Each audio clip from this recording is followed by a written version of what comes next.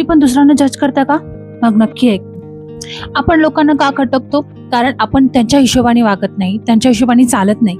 म्हणून जेव्हा त्यांना तुमच्यातलं चांगलं सहन होत नाही, तेव्हा ते तुमच्याबद्दल दुसऱ्याला वाईट सांगायला सुरुवात करतात, तुम्हाला जज करायला सुरुवात करतात. Why so loud?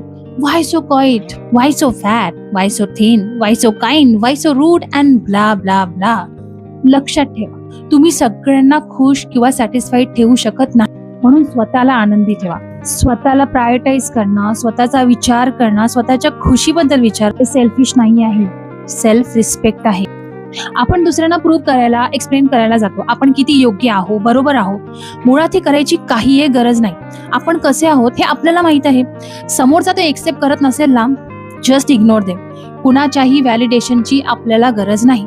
कोण तो कुठला टॉम, रिक अँड हेरी काय विचार करतो याच्याशी आपल्याला काहीही घेणं देणं नाही.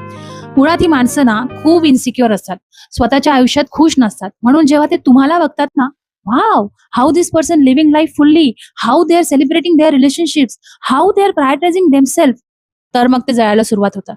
सो जेव्हा ते तुमच्या पाठीमागे तुम्हाला जज करतात ना, त्यांना त्यांच्याच जागी ठेवायला पाहिजे, तुमच्या पाठीमागे. मला माहित आहे तुम्हाला सुद्धा हे पटलं आहे, म्हणून कमेंट करून नक्की कळवा. After all, I also need some motivation. Har Har Mahadev.